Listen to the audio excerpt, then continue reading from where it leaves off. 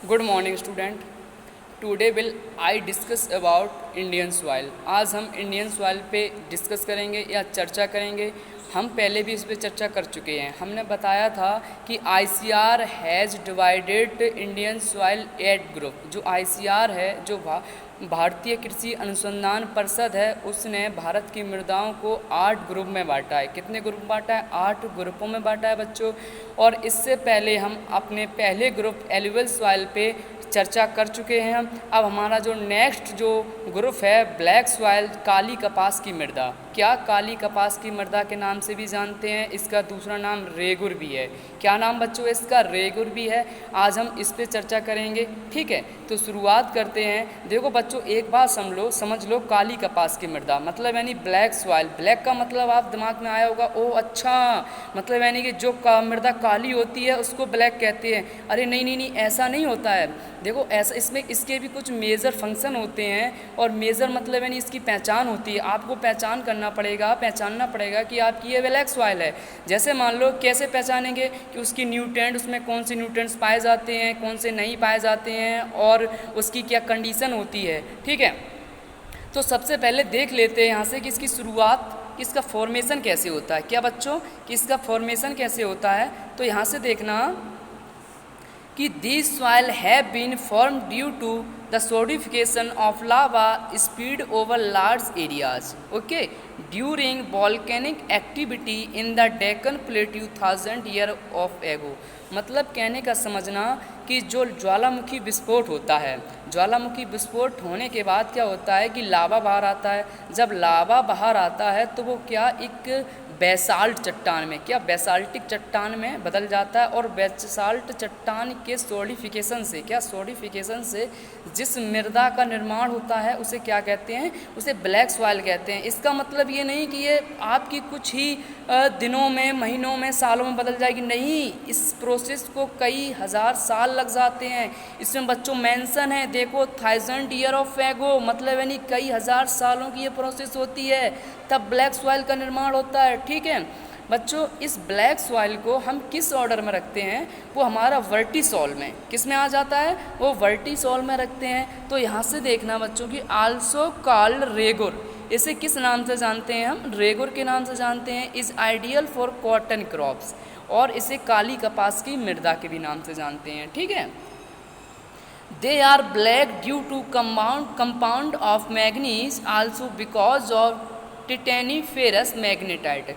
बच्चों इसमें क्या, इसका जो ब्लैक कलर होता है वो किससे होता है? इसमें आयरन पाया जाता है, कैल्शियम पाया जाता है, एल्यूमिना पाया जाता है, लेकिन इसका जो ब्लैक कलर होता है वो किससे होता है? वो आयरन से होता है। किससे होता है? वो फेरस आयरन से होता है, ठीक है।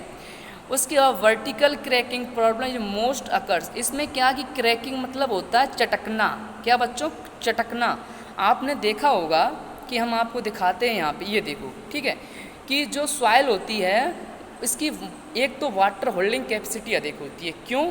इसमें मोंट मोनाइट क्ले मिनरल्स पाया जाता है। क्ले जो हाईएस्ट होता है, जो क्ले कंटेंट ज़्यादा होता है, तो इसमें से हम वाटर देते हैं तो वाटर को ये एब्जॉर्ब कर लेती है। क्या कर लेती है? एब्जॉर्ब कर लेती है, और एब्जॉर्ब करके फूल जाती है, हैं?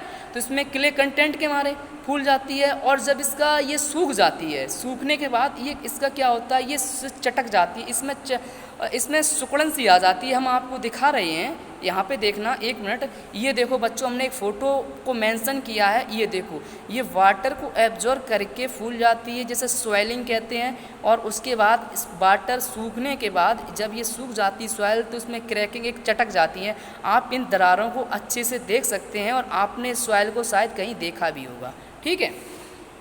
अब नेक्स्ट पॉइंट देखना, they have high moisture content. इस मतलब यानी कि इसका जो मॉइस्चर कंटेंट, इसमें नमी परसेंटेज जो होता है वो अधिक होता है, इसमें नमी को एब्जॉर्ब करने की क्षमता अधिक होती है। So best suitable for dry land agricultures.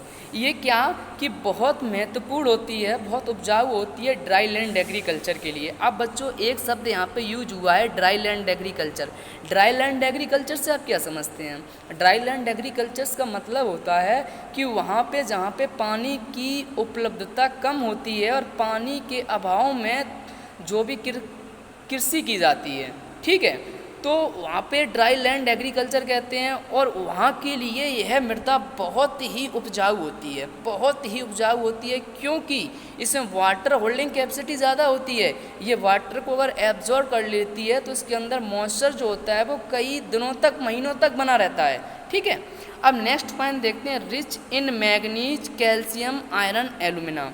मतलब यानी कि इसमें जो मिनरल्स पाए जाते हैं वो मैग्नीज, कैल्शियम, आयरन और एल्यूमिना की इसमें अधिकता पाई जाती है।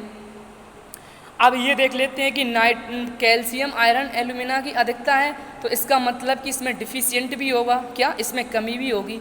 तो कमी कौन कौन से न्यूट्रिएंट की होती है वो देख लेते हैं। आपका नाइट्रोजन है, फास्फोरस है, जिंक है और ऑर्गेनिक मैटर है। इसमें ऑर्गेनिक मैटर की मात्रा भी कम पाई जाती है। ठीक है, mainly found on Deccan प्लेटू, Maharashtra, जो आपका डेक्कन, जो आपका दक्कन का पठार है, वहाँ पे ये मेनली ये मृदा पाई जाती है। जैसे आपका महाराष्ट्र है, सबसे ज़्यादा आपकी ये महाराष्ट्र में पाई जाती है, फिर उसके बाद आपकी गुजरात में। ठीक है, आपकी गुजरात है, उसके बाद मध्य प्रदेश में, कर्नाटका में पाई जाती है, आंध्र प्रदेश और तमिलनाडु। ठीक है, उसके बाद नेक्स्ट पॉइंट बच्चों देखते हैं, अपार्ट फ्रॉम कॉटन कल्टीवेशन। क्या कि अपार्ट फ्रॉम कॉटन कल्टीवेशंस, ये मतलब यानी कि कपास की खेती के लिए, यहाँ पर देखना कि कपास की खेती के लिए बहुत ही उपजाऊ मृदा होती है। These fertile soil are suitable for growing cereals, ये बहुत ही उर्वरक मृदा होती है, और इसमें सीरियल्स, जो आपकी खाद्यान्न फसलें होती हैं, बहुत अच्छे से ग्रो करती हैं। ऑयल सीड क्रॉप, इसे हम इसमें तिलहनी फसलों को भी उगा सकते हैं। उसके बाद सिट्रस, जो नींबू वर्गीय जो फसलें हैं, जैसे आपका संतरा है, नींबू है, मौसमी है, ठीक है, चकोतरा है, इसको उगा सकते हैं। एंड वेजिटेबल, सब्जियों को भी उगा सकते हैं। टोबैको एंड शुगर कैन, तम्बाकू और गन्ना की खेती भी इसमें अच्छे से कर सकते हैं। ठीक है, रिच एंड मोंटमोरिलाइट क्ले मिनरल्स, इसमें जो मिनरल्स पाया जाता है, मिनरल्स मतलब खनिज, खनिज मतलब यानी कि मोंटमोरिलाइट क्ले खनिज इसमें अधिक पाया जाता है। ठीक है, उसके बाद इसमें नेक्स्ट पॉइंट बच्चों देखते हैं कि नेक्स्ट क्या है, black soil are characterised dark grey to black. मतलब यानी कि इसके जो लक्षण क्या होता है ब्लैक सॉइल का, कि ये बहुत ही ज़्यादा, अब मतलब यानी कि भूरी, ग्रे से भूरी से लेके ब्लैक कलर, इसका काला कलर होता है। हाई क्ले कंटेंट, और उसमें जो क्ले की मात्रा अधिक पाई जाती है, क्ले कंटेंट की, न्यूट्रल टू स्लाइटली अल्कलाइन, ये थोड़ी हल्की सी क्या होती है, क्षारीय होती है।